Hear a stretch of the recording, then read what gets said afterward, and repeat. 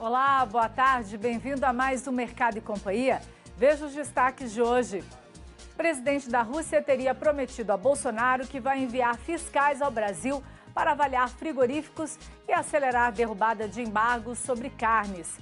Você vai ver qual é o balanço das reuniões da cúpula do BRICS, que aconteceu em Brasília e reuniu líderes do Brasil, Rússia, Índia, China e África do Sul. E mais, tecnologia ajuda produtor de Mato Grosso do Sul a acompanhar o desenvolvimento das lavouras e diminuir o impacto das secas no estado. E ainda, com a peste suína africana na Ásia, preços pagos pela carne brasileira sobem mais de 40% no acumulado de 12 meses de CNA. Na previsão do tempo, o clima vai contribuir para o desenvolvimento da safra de soja lá no Mato Piba. E tem ainda as cotações, a sua participação e muito mais. Mercado e Companhia já está no ar. Em reunião bilateral ontem no Palácio do Planalto, o presidente da Rússia, Vladimir Putin, teria prometido ao presidente Jair Bolsonaro que vai enviar fiscais ao Brasil para avaliar frigoríficos e acelerar a derrubada de embargos sobre exportação de carne. A Rússia fez restrições à carne brasileira em 2017 por alegações de uso do aditivo ractopamina. O país começou a retirada dos embargos no final do ano passado. Vladimir Putin e Bolsonaro conversaram por cerca de 40 minutos. O presidente russo chegou 45 minutos atrasado à reunião. Antes, ele estava em entrevista coletiva à imprensa russa. Em nota, o Planalto afirmou que a reunião tratou da remoção de entraves ao comércio de produtos do setor agropecuário e a diversificação da pauta comercial. Além disso, o lado russo demonstrou interesse em novos aportes no setor de energia, afirmou o governo brasileiro. Ambos os lados reforçaram sua disposição de aprofundar o intercâmbio em áreas como geolocalização, tecnologia espacial e biotecnologia, afirmou a nota do Planalto. O governo russo teria ainda demonstrado interesse em participar de leilão sobre Angra 3. Na área de agronegócios, os russos teriam demonstrado interesse em aumentar o comércio ao Brasil de agrotóxicos. O presidente da Rússia está no Brasil desde a última quarta-feira e participou da 11ª cúpula do BRICS, grupo formado por Brasil, Rússia, China, Índia e África do Sul. Ontem, o presidente Jair Bolsonaro classificou os 2 dias de reuniões como excelente. De acordo com Bolsonaro, o Brasil está recuperando a confiança. O presidente brasileiro afirmou que a presença dos líderes mostra que o Brasil é um país sério, com muito a oferecer. Classificou China e Rússia. A 11ª cúpula do BRICS, que reuniu Brasil, Rússia, Índia, China e África do Sul em Brasília, destacou no segundo e último dia de encontro parcerias que vão ajudar a desenvolver as áreas econômicas, sociais e da agricultura. Um conselho empresarial do Bloco Econômico apresentou durante o encontro um relatório que recomenda as principais áreas para o desenvolvimento entre os países. 5 dos 10 temas sugeridos têm relação com o agronegócio, o que demonstra a importância do setor para o mercado internacional. Simplificar os procedimentos aduaneiros e reduzir prazos e custos nas operações de comércio exterior. Promover a conectividade em áreas remotas, trocar experiências sobre biotecnologia moderna para aumentar a eficiência e a sustentabilidade na agricultura. Harmonizar regulamentos sanitários e fitossanitários, bem como adotar certificados fitossanitários eletrônicos para tornar as exportações mais eficientes. Trocar informações e melhores práticas sobre gestão de resíduos para o desenvolvimento de novos negócios no contexto da economia verde. O ministro da Economia, Paulo Guedes, afirmou que Brasil e China negociam uma área de livre comércio. O governo chinês não confirma, mas admite que é necessário quebrar barreiras para diminuir o protecionismo econômico. Para o setor de grãos, a iniciativa pode gerar mais negócios e fortalecer a relação de comércio entre os 2 países. Do ponto de vista do produtor de soja, de milho, acredito que de algodão também, seria extremamente benéfico se você tiver a facilitação de comércio, especialmente de insumos agropecuários, de um lado. Por outro lado, a China é destino da principal, da maior parte da soja brasileira, e nós poderíamos ganhar, sim, em fluxo de mercadoria, tanto de soja quanto de derivados e mesmo de carnes. E agora é a hora do quadro Custos no Campo.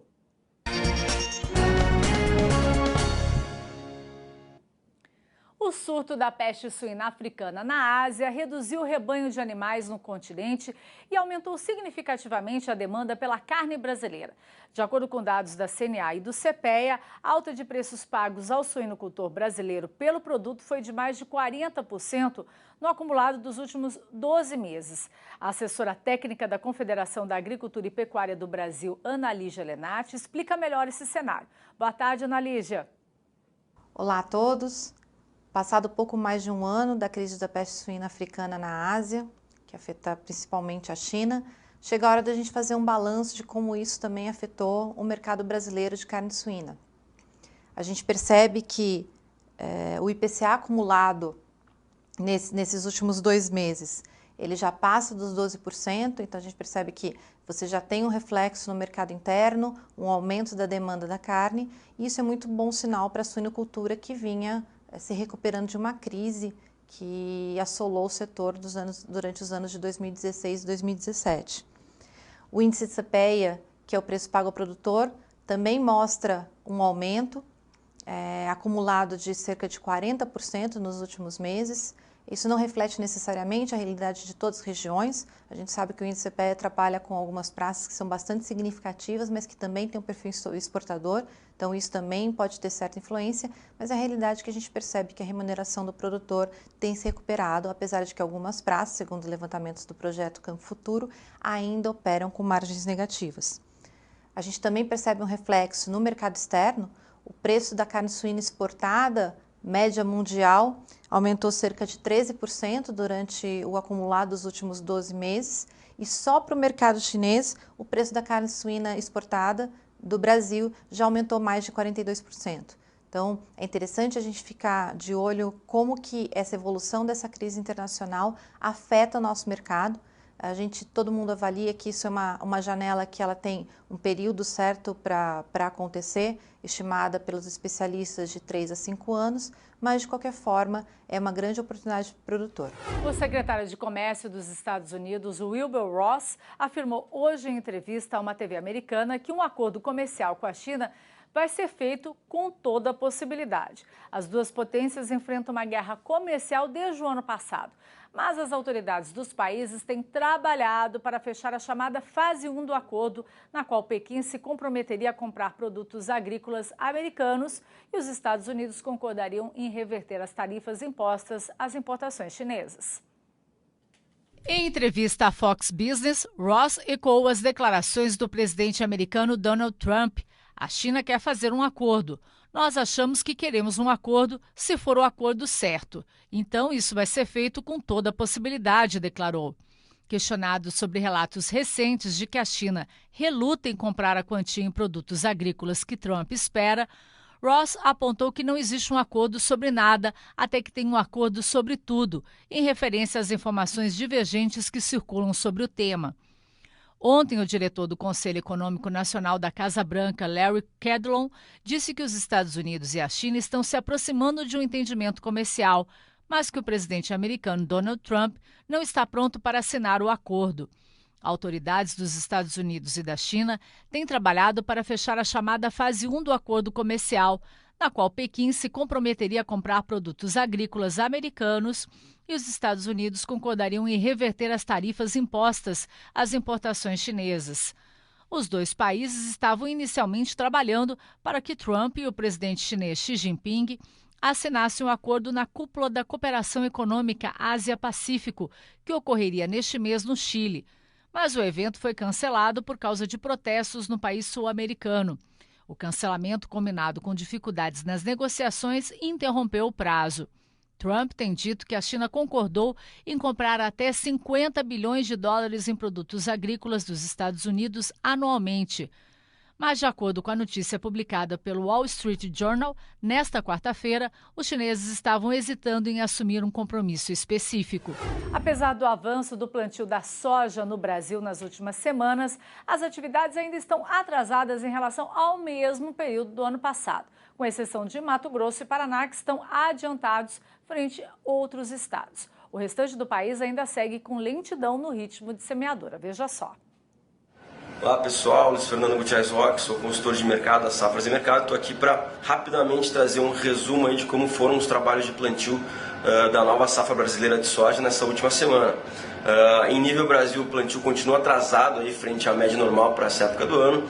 A gente tinha até o dia 14 de novembro 66% da área plantada, enquanto a média é um pouco acima, tirando em torno de 69% aí para essa época do ano, primeira quinzena de novembro. A gente tem atrasos em estados de todas as regiões do país, mas também a gente tem alguns pontos positivos, alguns estados que estão com o plantio avançado e já na reta final, que é o caso do Mato Grosso e do Paraná. As previsões climáticas apontam para a chegada de umidade na maior parte do país aí nos próximos 14 dias, o que deve ser benéfico para as lavouras já semeadas e inclusive para incentivar um ritmo mais rápido do plantio aí em áreas que ainda estão com os trabalhos lentos. Um abraço, até a próxima. Em Rio Brilhante, centro-norte de Mato Grosso do Sul, a tecnologia vem sendo usada para amenizar o impacto das estiagens que são comuns na região. Com a ajuda do celular, dá para acompanhar a cada semana como vai o desenvolvimento da lavoura e entender o que está dando errado e fazer a correção a tempo. Vamos ver na reportagem de Carolina Lorenzetti.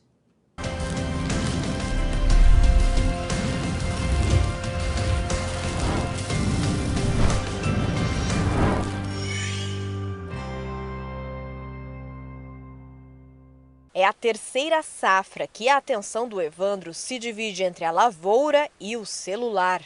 Mexer no aparelho é sinônimo de trabalho.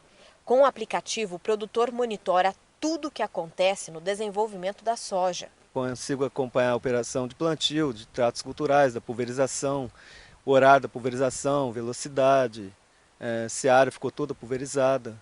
E as imagens de satélite, que dão monitoramento, o desenvolvimento da cultura em si, né? Os veranicos são normais aqui na região de Rio Brilhante. Os produtores de soja enfrentam essa situação pelo menos uma vez ao longo da safra. É por isso que é comum encontrar esse tipo de investimento em tecnologia. É uma maneira que os produtores encontraram para manter ou aumentar a produtividade, mesmo com as adversidades do clima. O levantamento do Sistema de Informações Geográficas do Agronegócio mostra que, mesmo com as estiagens, a produtividade em Rio Brilhante foi maior que a de outras regiões produtoras na safra passada. Em Maracaju, principal produtor do estado, a média é de 46 sacas por hectare. Em Dourados, 45. Em Ponta Porã, 42. Enquanto isso, em Rio Brilhante, esse número é de 53 sacas por hectare. Agricultura de precisão, taxa variável, consórcio milho-safrinha braquiária, tudo isso vem para tentar amenizar esse clima adverso que tem em nossa região. É notável os anos bons aqui, o aumento, assim, as médias altas de produtividade no nosso município devido ao incremento de tecnologias. O aplicativo que o Evandro está usando tem o custo anual de R$ 15 por hectare. Para ele, não é muito, considerando que as informações de cada talhão ficaram mais precisas. Com a imagem de satélite, com sobreposição das fotos semanalmente, vale a pena, não tem como. Eu acredito que não tem volta, que a gente vai ter que fazer esse monitoramento, acompanhar, porque se a gente não produzir, a gente tem que acompanhar a produtividade, sempre buscando melhorias. A volta das chuvas em algumas regiões cafeeiras e a temperatura durante a semana, que foi um pouco mais alta que a média histórica, afetaram os preços do café no mercado físico brasileiro. O diretor da Faros Corretora, Haroldo Bonfá, está aqui no estúdio com a gente para conversar um pouquinho sobre esse cenário. Tudo bem, Haroldo? Boa tarde, como vai? Tudo bom? Tudo bem, um prazer estar aqui com você e com os seus. Que bom ter você com a gente aqui nesse feriado. Falando um pouquinho dessa questão do clima, não tem como ele não afetar esses preços, e foi o que aconteceu agora, é isso? Exatamente, o mercado está muito sensível tanto a essa colocação de muita chuva, pouca chuva, né? E o que tem de novidade, o que a gente está trazendo aí, é que a média histórica dessa semana que passou, segundo os nossos levantamentos, em termos de temperatura, foi um pouco acima do normal. O que isso implica? Quer dizer, é como a comparação seria como que nós suamos mais e precisamos de mais água para recompor essa temperatura. Então, a chuva ajudou isso e, com isso, também vai incorporar a planta a todas as necessidades que ela precisa para ter uma granação melhor ou muito melhor. E como é que vocês estão acompanhando aí o clima agora para o próximo período? As previsões são de chuvas, né, chuvas intensas até em algumas regiões, e isso é muito positivo, né? Não só para a planta, como para recompor também toda essa parte de açude e toda essa parte de armazenamento de água, que é muito comum para toda essa região que irriga, né? E que no Brasil é muito grande. Haroldo, aí saíram as estatísticas dos embarques no mês de outubro que foram 13% inferiores ao mês de outubro do ano passado, de 2018. Como isso afeta aí a perspectiva do mercado do grão? Então, o mercado, logo quando saiu isso, no começo da semana, reagiu negativamente, ou seja, subiram os preços, né? E isso foi importante para quem teve essa oportunidade, isso que provocou a alta tanto na Bolsa como também no mercado interno. O que isso afetou? Tecnicamente falando, já era esperado, porque esse ano é um ano de baixa, de produção baixa, né? O ano 19. A safra 2020 é prevista ser uma safra cheia, devido à bianualidade que é típica do café. E com isso, esses números impactaram, como eu já mencionei, no preço e, obviamente, vai recompor os estoques lá fora. E qual que é a sua aposta, Haroldo, para esse final de ano em relação ao dólar e como isso vai impactar a Bolsa? O dólar, você lembrou bem, é um fator hiper relevante, né? Ele vai ser um diferencial em termos de mercado. O Copom está dando como R$4 até o final do ano, falta aqui um mês e pouquinho, um mês e 15 dias, e com isso o que vai acontecer? Tem uma diferença entre o mercado a 4,15 e 4,16 a mercado a 4. Então, significa o seguinte, que esse gap, essa diferença, está em motivos políticos, motivos exógenos, ou seja, fora do Brasil, né? E também alguns outros comportamentos que a gente desconhece, o que é normal em termos de mercado. O que a gente recomenda para quem opera em mercado exterior é sempre que o dólar der uma oportunidade, e ele normalmente dá uma oportunidade, você faça posição em dólar. Você fique long, né? Fique posicionado em dólar, e mesmo quando ele abaixar, você usa esse dólar que você já tem melhor, né? Quanto a preço, realmente você tem aí fatores que também vão determinar. Não saiu nenhuma previsão de safra ainda para 2020. E quem sair, quem colocar os números, vão correr um risco muito grande. Porque a diferença também está muito alta entre que o mercado falava de 72 milhões de sacas para 60. É uma diferença, só para você ter uma ideia, são quase 2 Méxicos, né, de diferença. E isso impacta demais. Então temos que esperar a granação, temos que esperar ver o que realmente vai colher, para a gente, com isso, avaliar qual vai ser a perspectiva. Não se afobe, espere o mercado, tem chance para todo mundo e, enfim, temos bastante, nós estamos em novembro, de novembro até julho do ano que vem, muita água vai rolar. Sentiu falta de algum conteúdo? Acesse canalrural.com.br.